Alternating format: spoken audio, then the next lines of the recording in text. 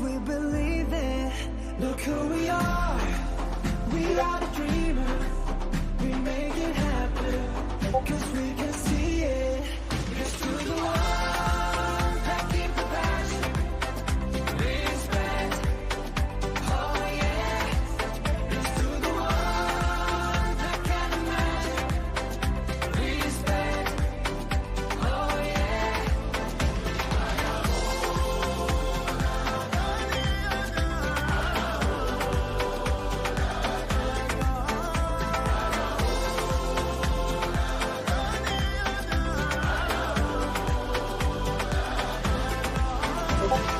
Gather round now, look at me. Respect and love the only way. If you wanna come with me. Hi teams. So we're going to have to start the round. If your speakers are not present, so I'm really sorry. We are the dreamers. Another speaker can get to Iron Man. We believe it. No, she is around, but she is in the other room one in up Luyombo 1. If someone could help relocate her. Okay, I'm coming.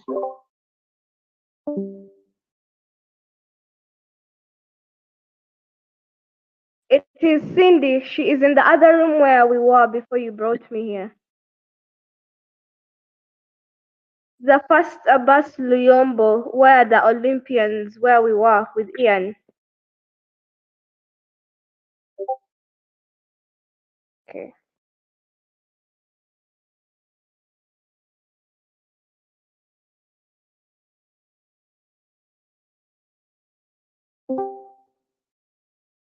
So this member for Team Erudite will be joining us now. Olympians, what's happening with your last member?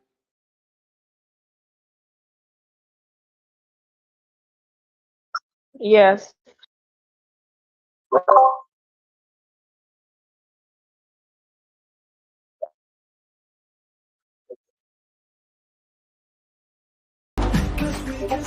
Okay, is it for Team Erudite or Team Olympian?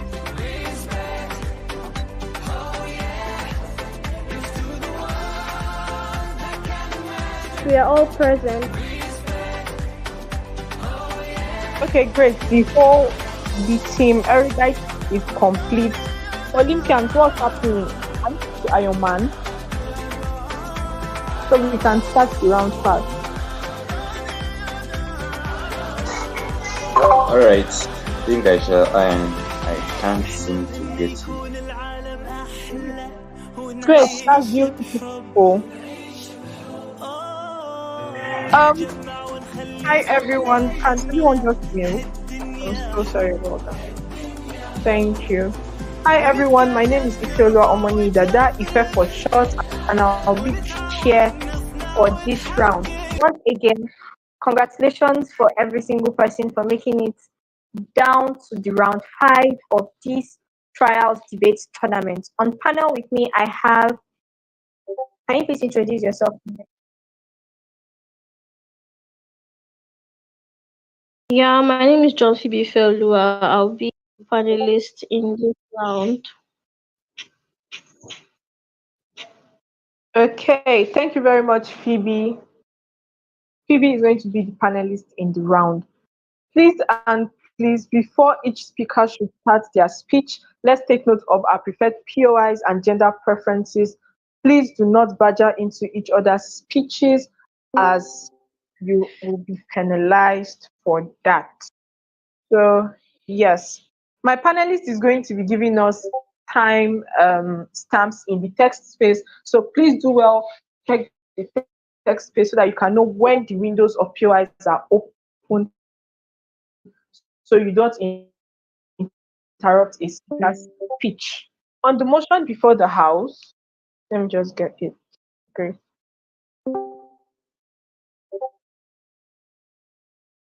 On the motion before the House, it has an info slide that I believe every single one of us have read and prepared for. Let's just read the motion. The motion says, this House believes that the rise of feminitalism is a threat to democracy. Again, the House believes that the rise of feminitalism is a threat to democracy. Without wasting much of our time, can we please have the first speaker of the proposition? Here, here. Sorry, coach. Coach, can you please mute? Thank you.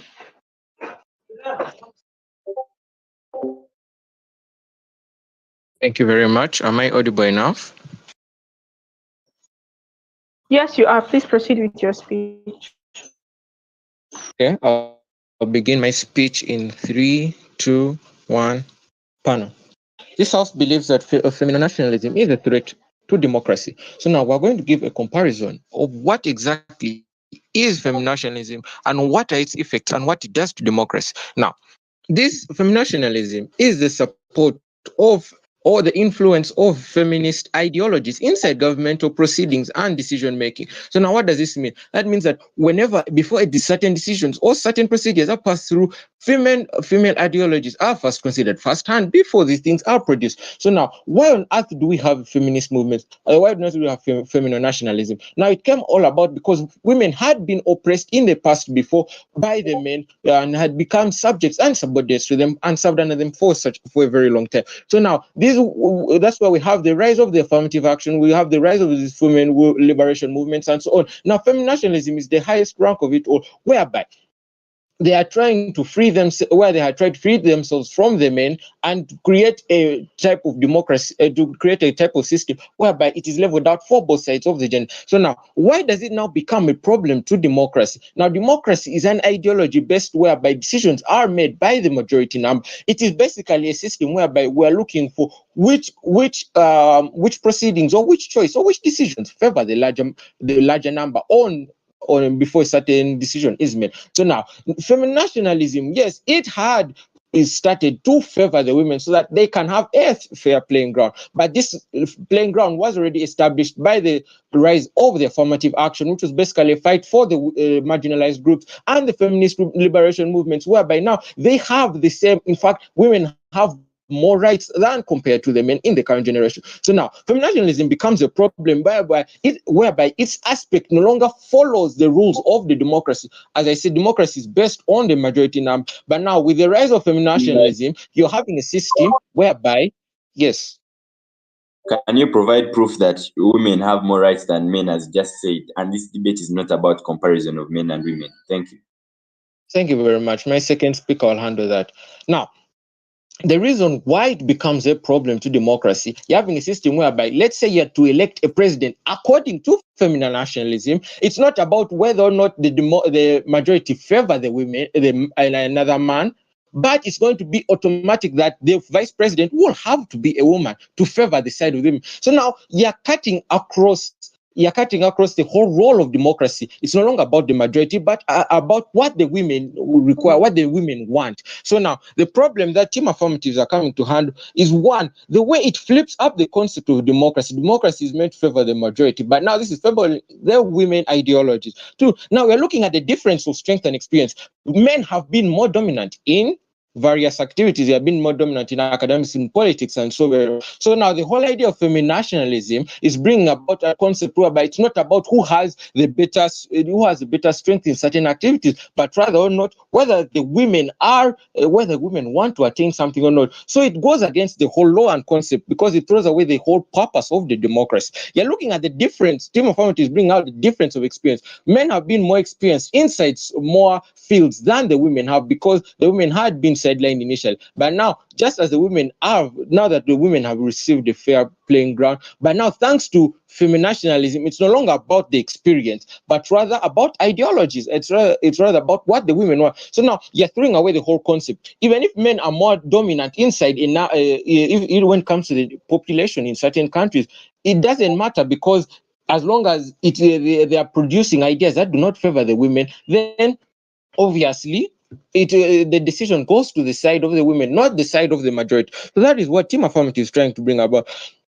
You're looking at how long and how much these people have been exposed in various fields. Men have been exposed when it comes to, let's say, sponsorship. So let's say it comes to projects, just because of feminationalism, women might even get either equal or more opportunities than the men just because of their own personal preferences, which is not highly the case. It's not all about the gender. You see, feminationalism threats democracy because its whole concept is based off on gender ideologies. But the whole concept of democracy starts off on whether or not the majority aligns with certain decisions. So that's the purpose of this, but that's the whole point of the whole problem, that feminationalism. So that is why it becomes a problem to the whole general public, because it's no longer about a majority count, but rather about personal desires. So now, yeah, throwing away the ideology of difference in strength. Women cannot handle certain things, but because of feminationalism, they are put inside the same fields. You look at things like manual work. Now, I believe Team Negative is going to come and present a case that no, women have been sidelined, and we're trying to create a fair ground for women to participate inside these activities. But our dear judges, in the current world and system where we fit today, women have got the same opportunity and right as men. So now the only difference for qualification for certain things will just be basically someone's own skill and intellect. So now that throws away the whole concept. So what Team Affirmative is trying to present is that rather than us following feminationalism, rather than us relying on female ideologies for to get progress for certain democratic decisions, why don't we just follow through the majority number? Because we're looking for what is what is best and more effective. Now, let's say for a population whereby men are more dominant than women, you look at a country like Uganda itself. So now, if I'm having such movements inside Uganda, it creates a sort of division and strife in the fact that men would feel oppressed by certain decisions because they are being cancelled out because the presence of the women, not because they threaten them in experience or they threaten them because they are the favorite of the majority, but rather because they are women. So it's no longer an opinion poll of whether or not you are capable or not, but whether or not you are a woman. That is what feminationalism pushes forward. So that is what the main problem that we're trying to debate here. So now, we believe that Team Negative is going to come out and lay on the ground that, yes, we believe that Team Negative is going to come and lay on the ground, lay on us on the ground that even in the current day and systems, you look at things like where women are still being oppressed by religions and they're still being oppressed by, let's say, governmental setups, and they're just trying to create a fair ground for both the men and women. But our dear daddies, we're looking for we cannot see any place whereby the women are falling short in democratic offices, mark my words, in the democratic section. So now it's just about you being a fan favorite or the favorite opinion poll inside a certain field for you to stand out and become the better choice rather than you just being a woman, because it's an option on we're debating on the grounds of gender versus capability. So Team Affirmative has laid out its argument on three major things, which is on the difference in strength possessed by the difference in strength and experience both by the men and women. Because for us, we're scaling on who is more liable for a certain office, who is more liable for certain decisions to be passed out, which one favors the greater majority. Because in a concept whereby the women are falling short in certain areas, why not remain leaving those for the men who are more capable? If the women turn out to be more capable, then what's the whole point of feminationalism? Because we're looking at the concept of capability. So now you're leveling out two worlds, whereby you're looking at a world whereby the most fit for an office by democratic Time. votes. And that's why I believe Team Affirmative has a higher stand in this debate. Thank you. Okay, we thank that speaker for their speech. Please let's always check the text space because timestamps are being kept there for us so that we don't so that we are able to round up our speeches before the time elapses. Can we have the first speaker for the opposition side? Here.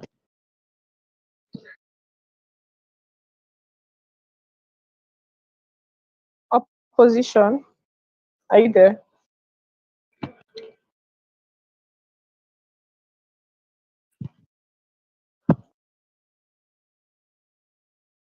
Pardon, I hope that you can hear me. Okay, now I can hear you. Perfect. So, Pano, I think that the problems in proposition's case today actually come from the first speaker structure of his speech. What do I mean? The first speaker he never clearly contextualized for us, it characterized it, never even give us a problem analysis to the extent that he almost said for us a boring debate at the entire coming without giving us issues. So first, even before I tackle that, let me first read back to their case, even if we all ignore that. They can say that this debate is going to be about gender versus capability, but panel, clearly today's debate is about feminine nationalism and the threat that it poses to democracy. Does it actually pose a threat or not? It's not about whether someone is male or female, but their capability and strength. No, they doesn't actually care about that.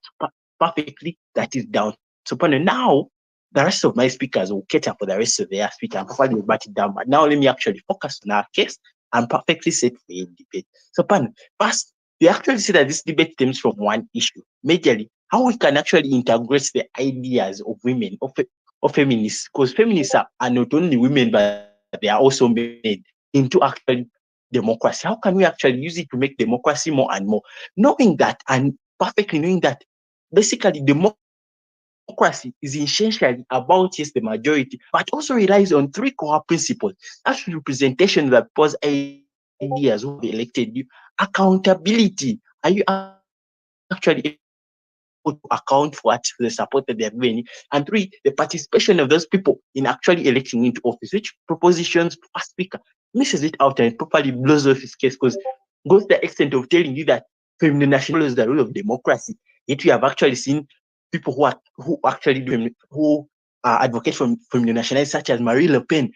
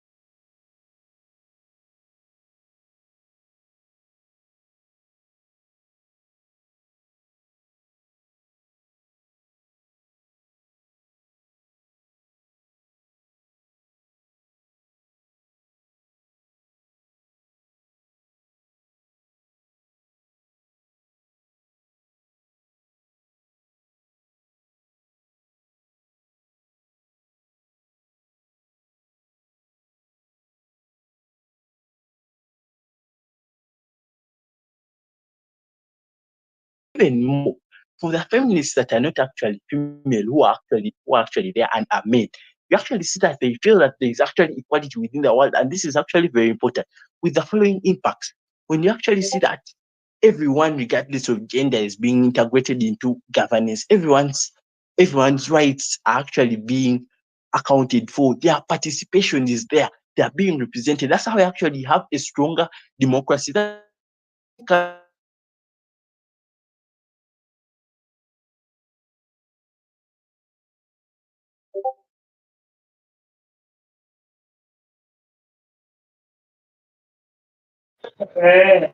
Hi, speaker.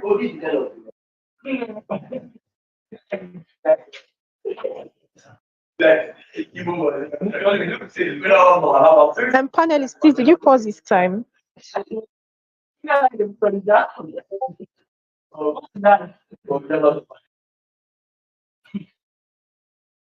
Raphael,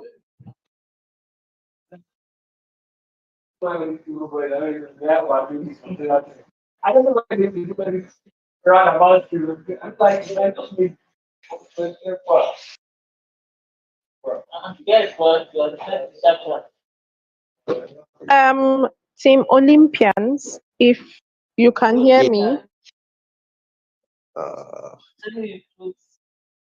Yeah, Raphael, I can. yes. Raphael, can you hear me now? Yeah, I can hear you. Sorry. Okay, Wi-Fi. then. Okay.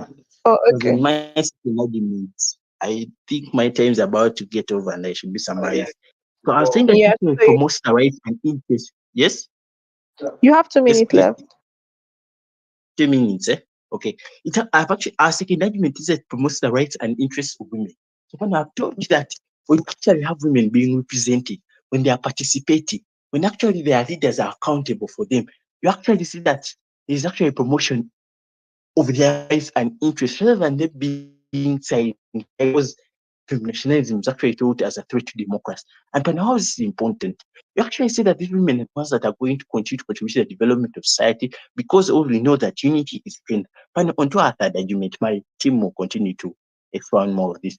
We have the reflection, as same proposition as brought to expected, that there will always be a reflection of the complex and often conflicting interests and values of nationalism with democracy. But we tell you that if we actually sit down and understand and follow the principles of democracy, which have clearly stated, and actually we have shown you how actually these feminists clearly follow these principles, you see that you find yourself not having a threat to the democracy that you want, but the democracy will be upheld, sister women will be participating, there will be those that become leaders will be accountable, and most especially they will be represented, which is essential for women. So, panel, as I summarize, my team is actually going to show you one, how actually feminine nationalism isn't a threat to democracy. Two, of what importance it holds in in upholding the principles of democracy. Three, and how we can actually integrate both of them together and have a better and coexistent society. So, panel, with that, we actually believe that opposition doesn't stand in today's debate, and we have never been prouder to oppose. Time is up.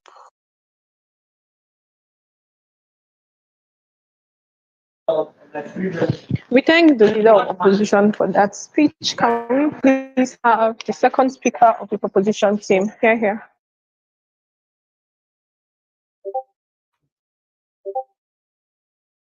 Am I audible?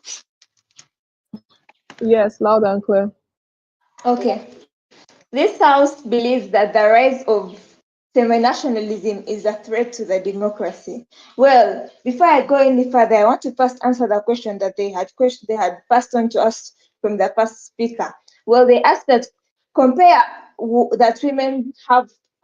to us that women have more rights than men. Well, I would like to tell you that women apparently are getting more rights than men through the affirmative actions that my first speaker talked about. If you don't know what affirmative actions are, these are these are actions that are helping out women to come up and rise again. For example, in Uganda, women are being added more points. In Uganda, women are being more favored than boys, yet both of them are studying in the same class. Well, as we continue to go ahead, I would like to rebut upon what the current speaker had stated. He stated that it is promoting rights and the rights of the women. Yes, it is promoting rights of the women. But then, how are you? Did you not? These people did not come to us and tackle the where the threat comes in.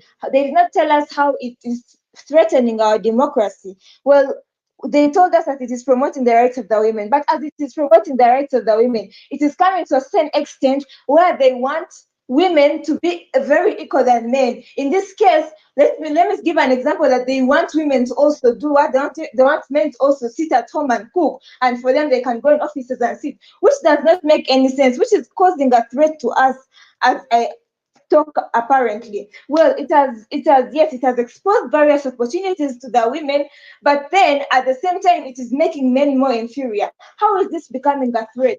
As my first speaker had already stated, women are now these days they are in the democracy. They are not going to vote what is capability. They're not going to vote capability. They're not going to vote someone who has the strength and power, but they are going to vote because they want women to be leaders, because they want women to be within this, because they want women to take over, which is not making any sense apparently and causing a threat to the democracy, because it's all about feminationalism, not all about capability, and it is also threatening the men further. Well, it is a threat of this division, and it has also continued to stress out.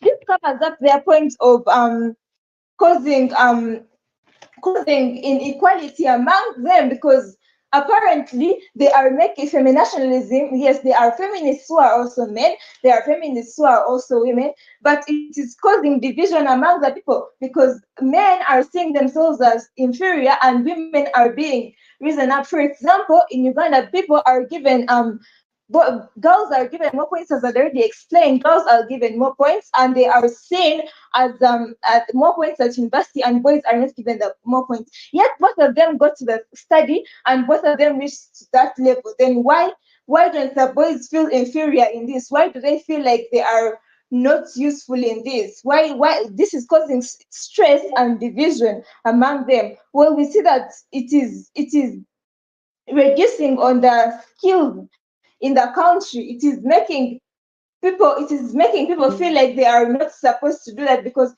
there are some manual works that women cannot do and men can do. For example, as my first speaker had stated it, you can see that men are doing manual works like repairing cars, making that, and women are not capable of doing that. But then when we introduce women in this, we are not saying that they cannot do that, but they are works that need more energy than men. So if women are also doing the same jobs as men, this is also going to reduce on the skills of men. Well, he also the current speaker also talked about feminalist that does not follow the rule.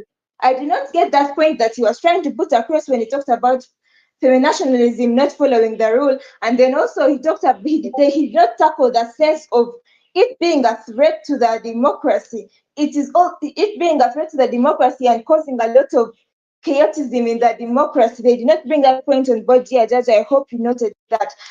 They also talked about gender. We're talking about us talking about gender versus capability. We're not bringing on board that we are talking about gender versus capability, but our issue in this was about how feminationalism is causing a threat.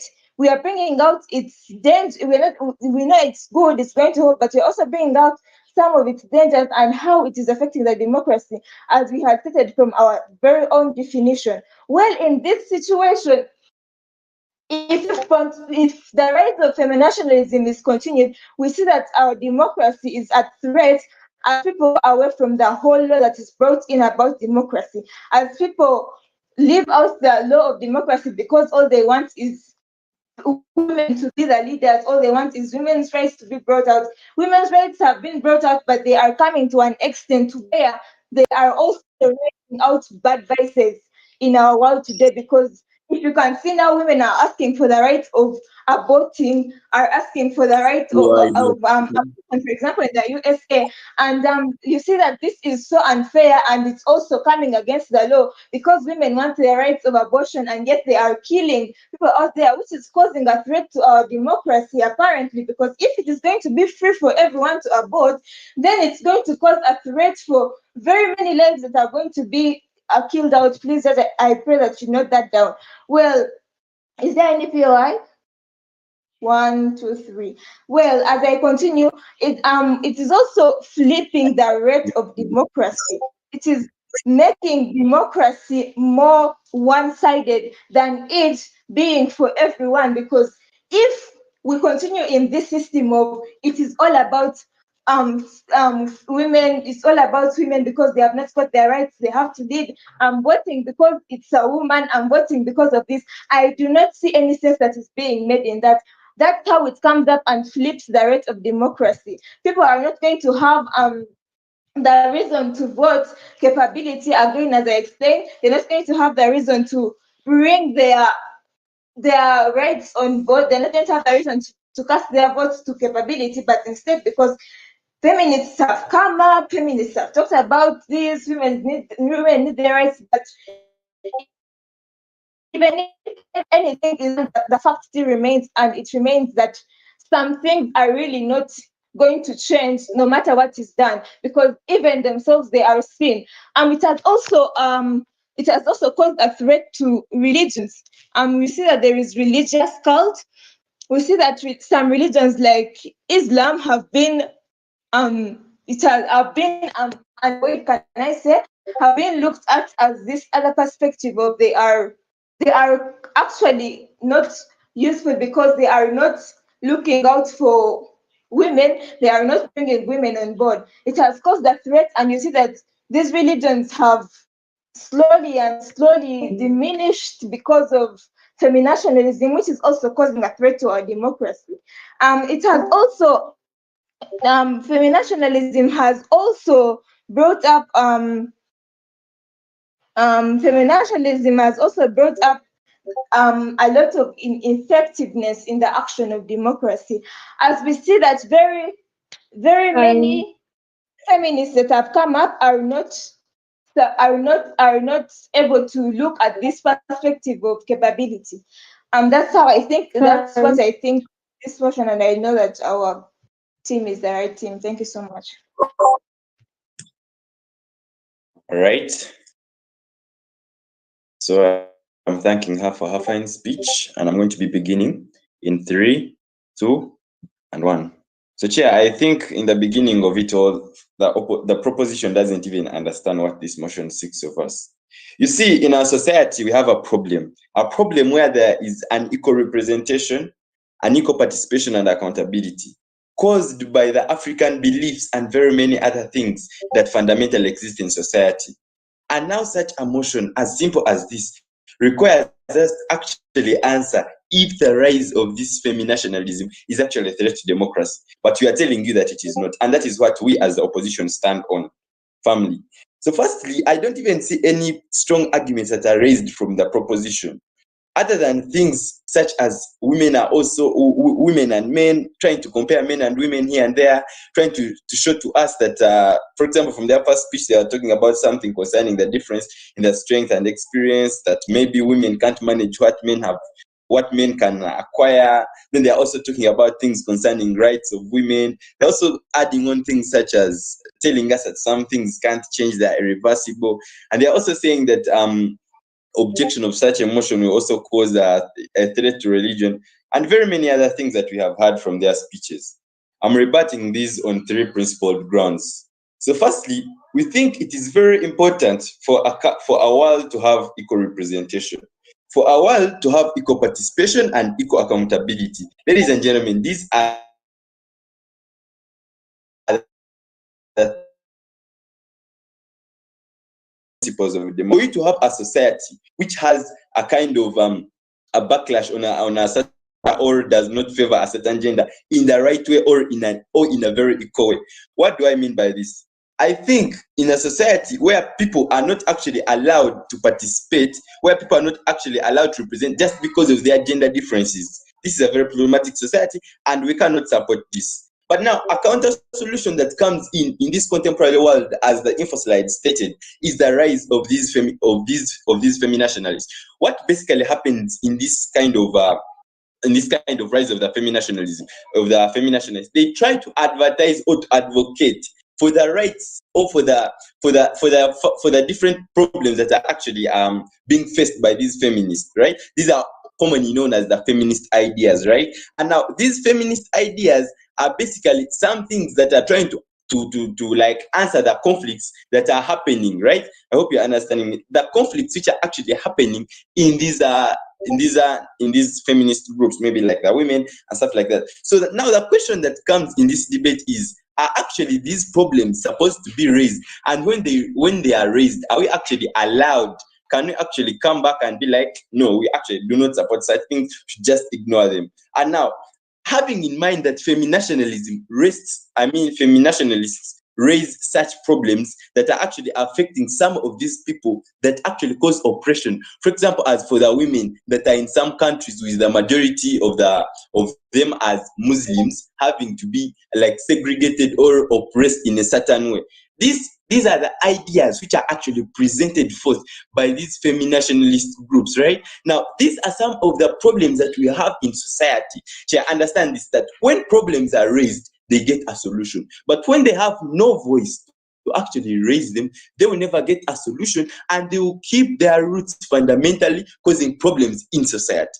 Now, the question that comes, which side affirmative clearly doesn't understand, is, should we support such ideas? Should we support the rise of such platforms that actually express such ideas? And well, we say we are going to support them, right? And as a result, we are saying it is actually not a threat to democracy. Remember, democracy is on three fundamental grounds. That is the representation, participation, and accountability. Now, the question that remains is, do actually such feminist ideas promote these three principled grounds? If they do, let us support them. But if they don't, we shan't support them. And the answer that we get from our current status quo is these ideas actually support these three fundamental principles. And that is why we are saying that it is actually not a threat to democracy. And before I go any further, is there any PI? 1, 2, 3. Thank you. So after understanding that it is these ideas that actually bring about betterment of society by promoting democracy, exclude such imaginations that have been raised by the affirmative, things concerning the rights of women and all those things, those are not democracy. Comparing men and women is not democracy. We are looking at democracy, which is fundamentally made of three things. That's the representation and participation and accountability. And the biggest question, which should be our biggest understanding in this motion, is, do these feminationist ideas actually pose a threat to democracy?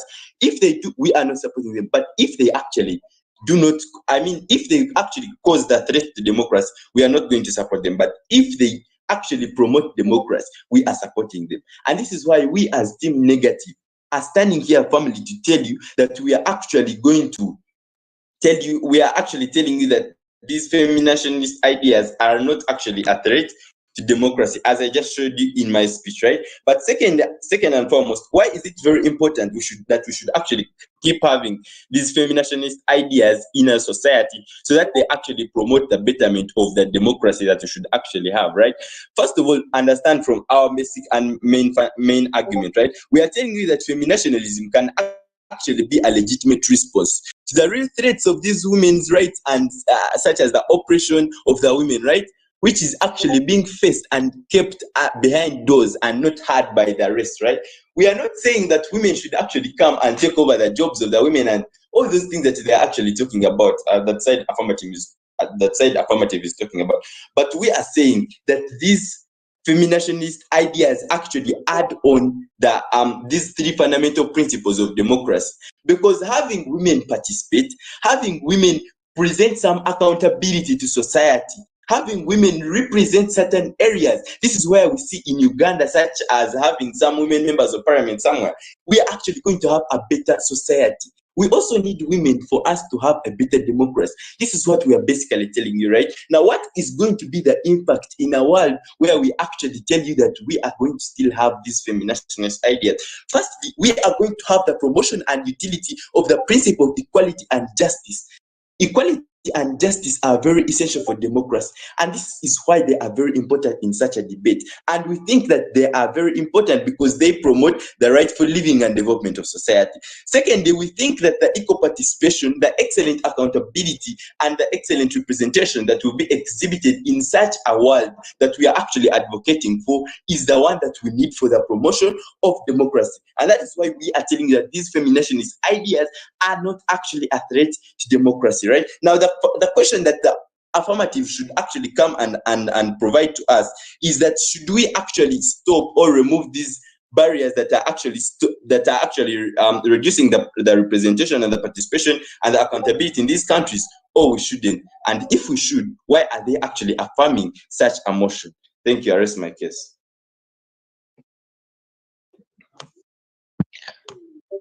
Thank you, Speaker, for that fine speech. Can we please have the Speaker from the prop bench here?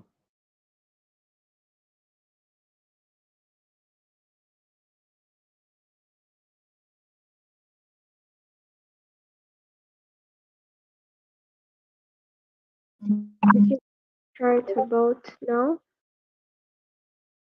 Let's have a look. Please put out your POIs around the 4th and the 5th minute. So I think, Judge, you can start timing around minute. Around now. Yes. So, Panu, this House believes that the rise of nationalism is a threat to democracy. What us as Team Affirmative are trying to actually bring to your attention is that what has caused the rise of feminationalism? The rise of feminationalism has actually been brought about by oppressive cultures, oppressive religions, not oppressive cultures and oppressive religions that still live in a backward state and have refused to recognize the importance of women in day-to-day society. I would love to inform you that right now we are actually having women, we are supporting women in government. They are allowed to vote, etc. They are given liberty, and actually in the constitution of Uganda, they have more liberty and rights compared to the men in Uganda today. But what we are opposing is the rise of feminationalism, and that is a question that I want to judge and whip in this today's debate.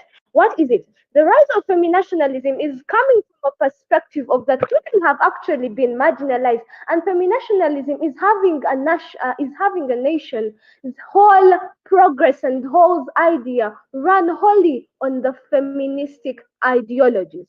You know, some of these feminists that keep fighting feminism there and there on even do not know what they are fighting for at the end of the day. What they are supposed to be fronting is these cultures and these religions that are actually oppressing, like the Islam and everything today. That is what they are actually supposed to be fronting. So they come in today's debate and actually ask that prove that men and women have equal rights, and we tell them that there has been affirmative action that has been set to solve the problems that women are facing in society today. And which problems are those? Those are the problems that have been put across by the cultures and the religions that have put up to marginalize women. Why we think that feminationalism is a threat to nationalism today is that we are actually carrying a whole nation and basing it on feministic ideologies, which is wholly wrong. That is again putting ourselves in a crisis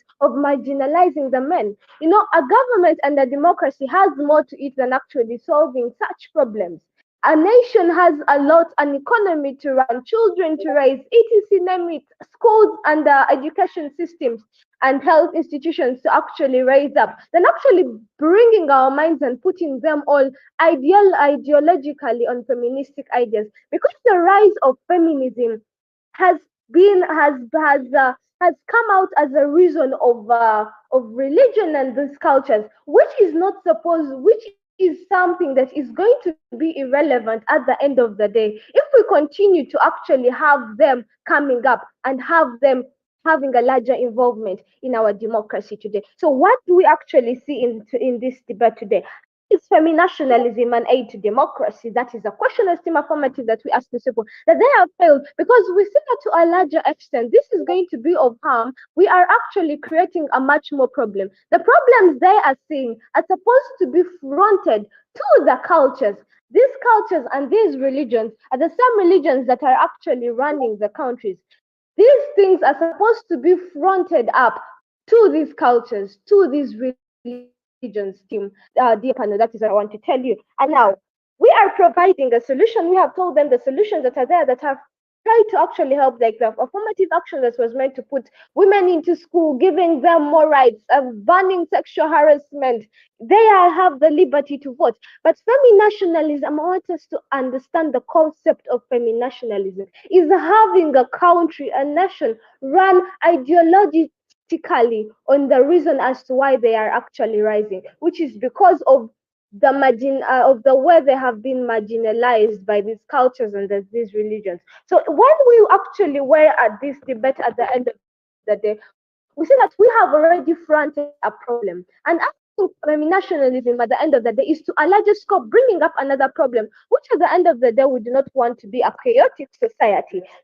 So we come and prove to us beyond reasonable doubt that feminationalism is actually an aid to democracy, because there are already solutions that have been provided to the to the problems that society that women are facing in society. And we also tell them that these problems that women are facing in society are not as a result of the government, are not as a result of what they are, as a result of the cultures and the religions. And they say that what more better way to actually solve these problems than actually be in power. Now that actually shows you the reason why they are in power is to majorly focus on the feminine side, is to majorly focus on these women and solving their problems. But then where does that leave the other part of the nation that needs pulling up, dear panel? Let us look at these two worlds right now. On the affirmative world, we are having these problems logistically being solved by these feminists being given power, being given the voting and etc. But the ideas are being shared equally amongst the men and the women. We are having those two running our state. But then another that the team negative wants to present to us is having these women running, possibly running this in order to solve their feministic problems, to solve the problems that are facing women today. Where does that leave the other half of the economy? Where does that leave the other part of the nation, the one that comprises of the men, the one that comprises of an economical crisis? Dear Pan, I would love to tell you that it actually brings a big loophole in their edge to show to you that they are actually bringing a division at the end of the day amongst the people. So as team affirmative, what we actually want to bring forth to your attention today is that the rise of feminationalism is actually a threat to democracy, because these women want to use are coming up as a problem, as a cause of rage, as a cause of anger, in order to actually confront a problem in power that is not actually solving all the problems in the nation today. So what world would we actually prefer for in this debate if we are actually ruling out feminationalism in our democratic country, in a place where women and men are equally represented at the end of the day, and their ideas are equally given an air to actually speak at the end of the day? We actually prefer a world where both these two people are actually fronting the problem sidely up, fronting the problem, not having the whole country and the whole nation run alone on feminationalism as the team negative are actually fronting. But we are saying no, there is so much to a nation than harassment, and actually to a larger scope. What if actually men come up and say that we want to also have a nation that is run on male chauvinism at the end of the day? Then we shall have another debate at the end of the day. No, that is of no use.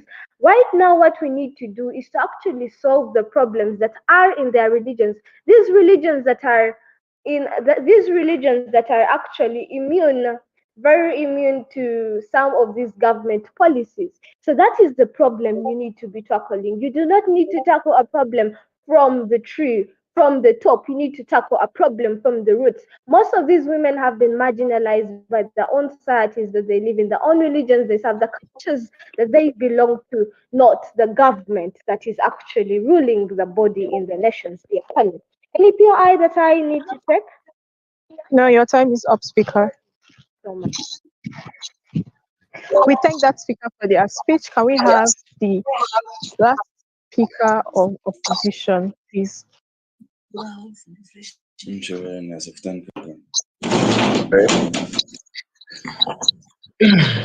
Begin my speech in 3, 2, 1. Chair, my first two speakers came here and clearly contextualized the debate not more than I can do. But at a point in time where we have grown up in societies whereby men are the ones ruling, at a point in time where we we have very, very little female people in power, at a point in time where women are always marginalized, even at this point, women are still marginalized in society. What do we have to do? But before I go any further, allow me to do a little bit of rebuttal, Chair.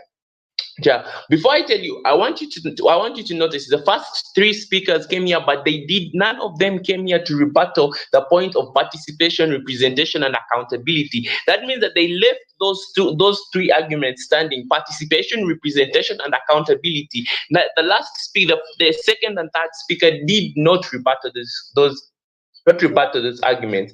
Most importantly, they were saying that we are marginalizing men. No, we are not marginalizing men. We are just leveling the play field for both men and the women. Men are already in power. Men already have the power. We just even want to give the power to the women so that we can see equal participation, we can see equal representation and equal accountability. That is why we are not marginalizing men. We are just helping the women who are already marginalized. They say that there are already solutions to those problems, but solutions, even at this point, haven't proven that effective in the long run. Yeah, we look at. They were saying that these cultures, the cultures that they belong to, are the reason they are marginalized. Shall we believe that when they enter government, the government has the power to try to change those cultures? But if there is not anyone in the government to represent them and participate on their behalf, then we do believe that these cultures will continue marginalizing these different women. That is what team affirmative counters for. Most importantly, they also spoke of it causing division. It does not cause division at any point when you're also fronting the women ideologies. Men ideologies and main interests have been fronted for quite a long time. We believe that we would also want the marginalized group, which is already marginalized, to also equal the play field and also start fronting their views. That means you're not causing division, you're actually causing unity, since both men and women's views are going to be fronted. And that is what team affirmative mainly had for us.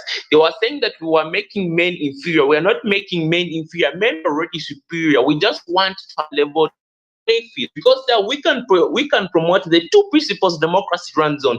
The team affirmative forgets that democracy runs on three most important principles: accountability, participation, and representation. None of their speakers came here to account for the accountability, participation, and representation, and how it would be benefiting those three, which are the main principles of democracy in this point. So, them saying that we are leaving out men. We are not leaving out men, because men are already there. We are just trying to bring women into the loophole so that they can also front their views, and we can see a better developing country. So back to our case. Why do we believe that feminationalism is not a threat to democracy? One, it promotes the rise of women's rights that have been marginalized for long. Women's views will be fronted. And second, it equals the play field, and most importantly, it promotes the principle of accountability, participation, and representation, whereby accountability, participation, and representation, in which way women will be into power. That means that there will be, when women enter power, that means that they will be held accountable, and they will be put in power, and they will be taking care of other women that are down there. And what does this do? We look at a better impact of the principle of accountability, participation, and representation, which is the main core of democracy being kept. We're looking at a better society. We're looking at rights of women being looked at.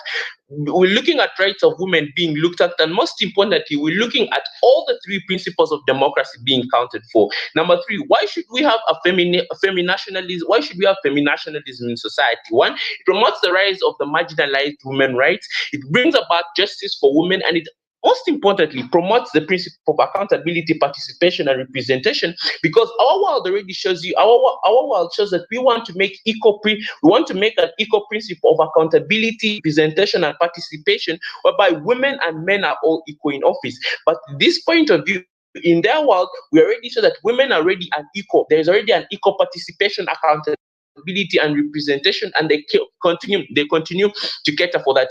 What our world shows a better our world shows that there is a better principle of accountability, participation, and representation catered for. Most importantly, we want to ask a question: does feminationalism promote democracy? Yes, it promotes democracy. Why? Because it fronts the three most important views in democracy: participation, accountability, and representation. Participation, how it levels the playing field, whereby women can also participate in elections. Number two, accountability. The women who enter power will be held accountable and will be giving accountability for the things they do. Representation, women will be different areas of democracy in the government. That is what our side gives that their side forgets to give. It shows that the participation, accountability, and representation is catered more in our side than it is catered more in their side. And most importantly, what would be the comparative between our world? Our world shows that their world shows that they have equal representation, participation, and accountability, while our side comes with equal representation, participation, accountability. That in and itself means that democracy is fully catered for. Most importantly, we have justice for women that is being really catered for on our side, and we have even a better country and a better economy since women's views are being fronted. So, and let me do a little bit of a what if analysis. So, what if these views are not fronted? What if we do not have nationalism in society? We look at women's rights continuously being stepped on. We look at the marginalization of women that is in society already continuing to be there. We look at the principle of participation, accountability, and representation being an equal, whereby there are more men in power than there is women.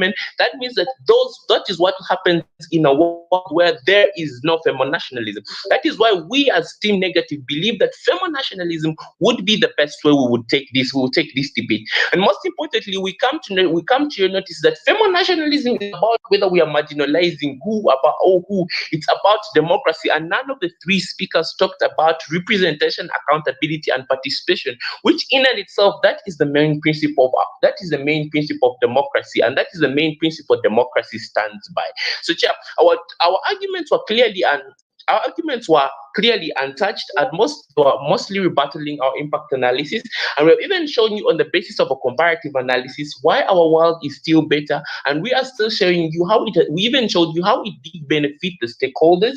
And we see that our problem was unequal participation, accountability, and representation. But with feminationalism, we are going to look at equal participation, accountability, and representation, which in and itself is that we're going to see a better country. I beg to rest my case. We thank that speaker for their speech. Can we please have the reply speaker for the opposition then? Here. All right, so I'm beginning in 3, 2, and 1. So the main question raised in this debate, which I believe that has been there, is should we actually have the representation, the participation, and the accountability, or shouldn't? Or should just allow some people who can actually influence it keep on, right? The main clash being on women's rights and the causing of divisions, which we clearly made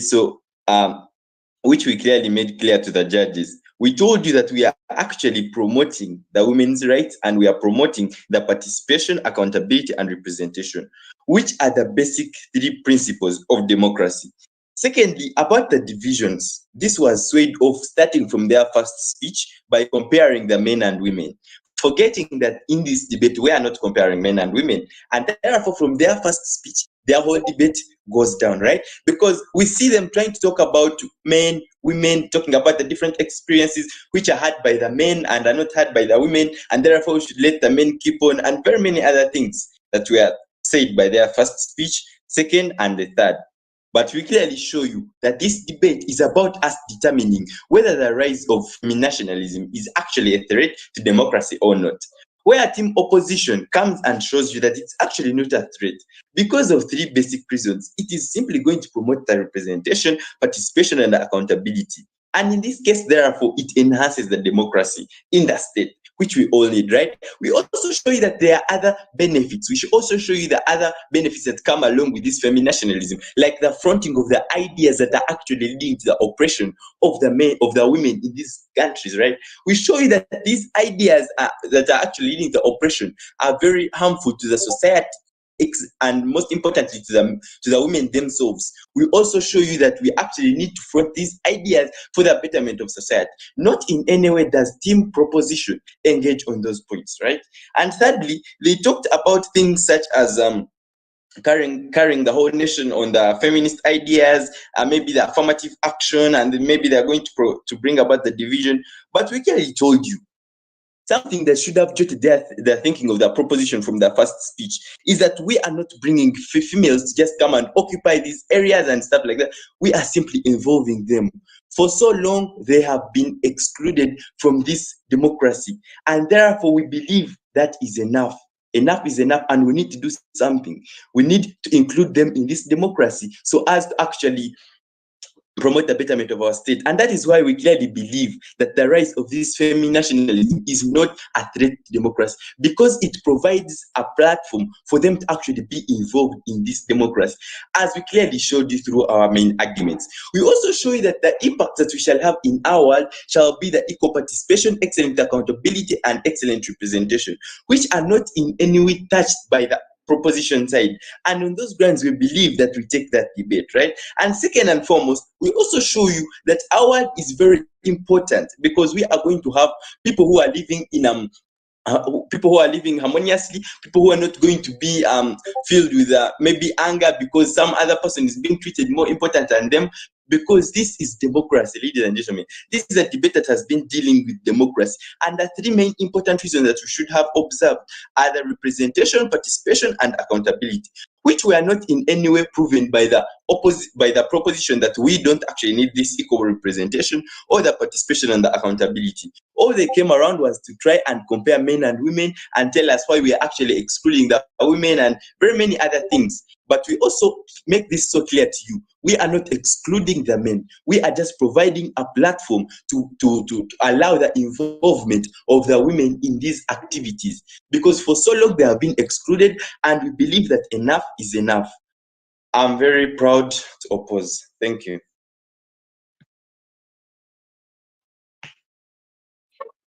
We thank that speaker for their speech. Can we please have proposition reply? Give the last speech of the debate. Here.